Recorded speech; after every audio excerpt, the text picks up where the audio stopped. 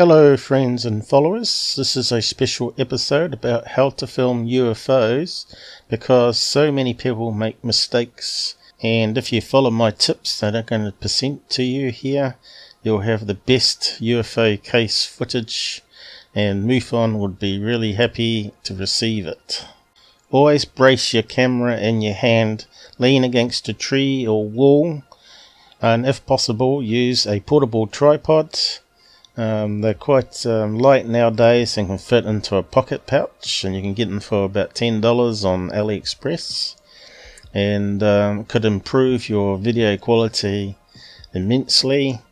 I'm sure you've seen people with shaky hands and you're not sure if it's the light in the sky or UFO in the sky moving, or if it's the person moving and faking the footage. So keep it steady is the best policy. This is the biggest mistake most people make in filming a UFO, by having the camera turned the wrong way around. It may be easier to hold it in portrait, but it actually lowers the quality of the image and video recording. If possible, get a second camera on a tripod and set it further back behind yourself to record the scene with you filming the UFO sky or the UFO in the sky. So if you're not alone and not sky watching alone, and with another friend or partner that has a camera as well, getting more cameras on the same object at different angles will only benefit the research into UFO sighting. Talking to the camera is only beneficial.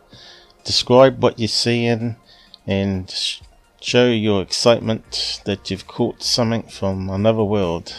The camera may not see details like you do with your eyes. Your eyes can sometimes pick up low light better than the camera and not overexpose it like the cameras can do, such as looking at the moon or the planets. If you've done that, you see what I mean. But yeah, so you might be able to see details and writing on the craft that the camera didn't see, especially if it's a nighttime filming. But swearing and F-word on the camera is not the best thing to do. Always take a regular photograph of the object or the area that you're in, because photographs store additional information called metadata within the actual image itself, which aids the verification of the sighting that you've just had. Many people make the mistake of just filming the UFO in the sky and it has no reference points. Try taking some regular snapshots of the land mass and location, and do a panoramic maybe, and also zoom to land masses below the UFO sighting in the video itself. More information, more video footage, even if the UFO has vanished or disappeared, will aid the verification of the process. If you don't have optical zoom, do not be tempted to use the digital zoom unless it's a special type of phone, which I will cover at the end of the video in more detail. Digital zoom basically is like cropping on a PC. It's not gaining any additional pixels or data, it's just losing pixels on the outside of the image. It's better to film it in full footage, and then special editors can be used to zoom in to see the UFO in better detail. However, it's best to buy an optical lens to zoom in on phones, and again I will cover that at the end. As the experts will tell you, it's not the camera that makes the difference, it's the lens on the camera that makes the difference. If your camera or smartphone has a optical zoom lens on it, some come with it built in nowadays, and some have clip-on optical lenses, which I will show at the end of the episode. But if you use that and the object's far away and small, you can use these telescopic lenses add-ons, and you can get the image almost into full screen of your LCD screen on the camera or phone. Even if you use a camera, also use a smartphone, but use the smartphone with specialized apps to help you pin objects in the sky. One of these is called Heavens Above, but there are other apps that does the same. Have a look around, and what all you do is install it on your smartphone, aim it at the UFO or object in the sky, and it will tell you if there's a moon, star or satellite or something else that's up there that is man-made and not an alien UFO. You could also do it after you've sighted, just to verify on the map itself that there wasn't anything passing the frame that you're videoing. So you can do it after as well, or before, and it also adds to the evidence of the case. You can find these applications on Google Play Store or iTunes, depending on what your phone type is. Now, another app to recommend is Plane Finder. It allows you to aim at the sky and check to see if the object, like a light in the sky, is a plane flying past or landing. So I recommend using these two apps on your smartphone, and perhaps buying the Pro versions to get more options, and take snapshots or record it with a additional video camera of what's on the screen to prove that there was nothing in the sky other than maybe a alien craft. But that doesn't rule out other man-made objects like balloons, which don't show up on these applications, unfortunately, because balloons don't have tracking IDs on them, RF chips or similar, and they don't also get picked up on normal radar. So these applications are handy tools to eliminate things that's man-made and not alien. Try to move closer to the object that you're trying to film. Will also benefit because you increase in the number of pixels and light getting to the screen.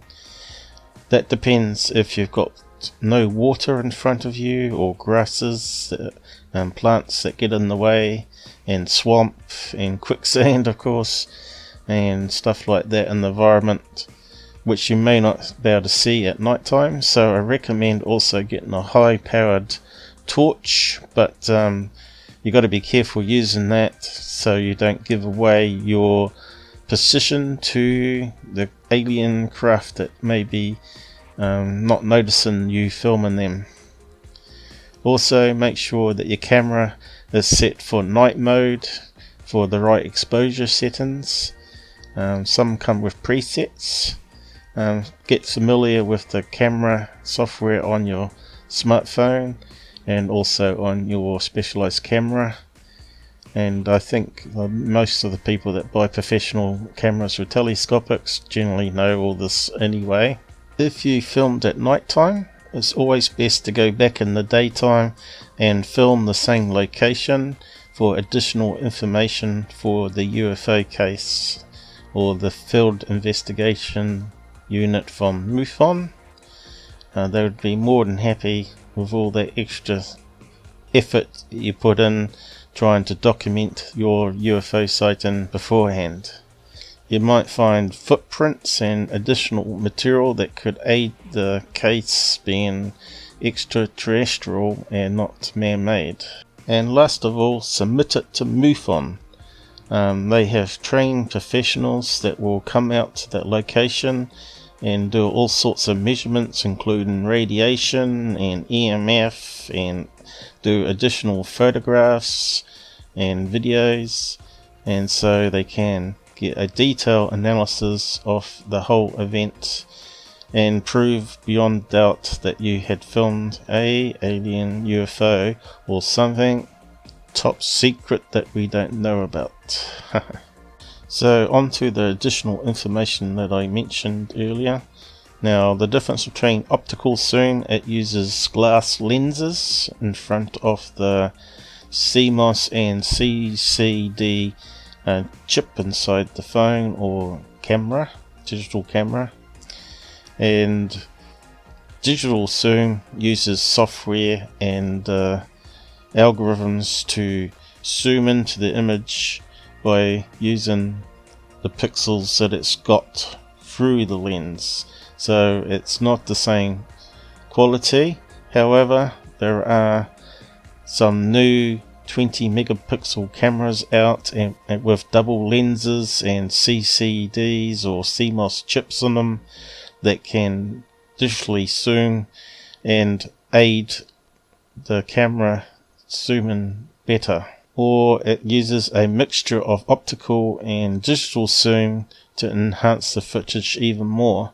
But these are very specialized camera phones and top end and more expensive.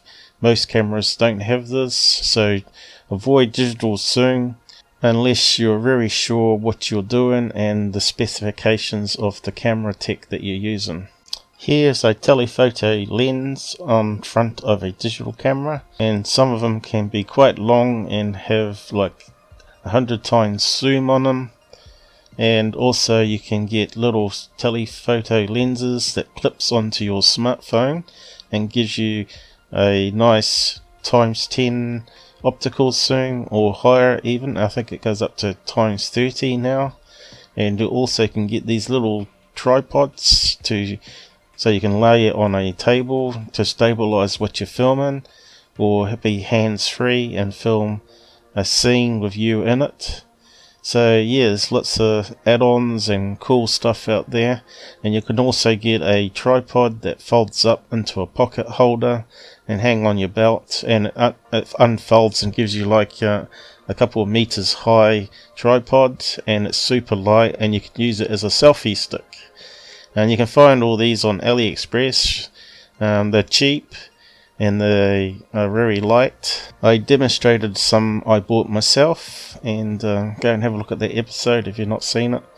And I hope you enjoyed what I presented here, and hit the like button and share it on your socials and help the channel grow and support myself, because I don't make any money from this still. Although I never started the channel to make money, it would be nice to have some cash to cover the basic running cost and replace the aging computer I have here, so I can keep making videos like this for all you to enjoy for free.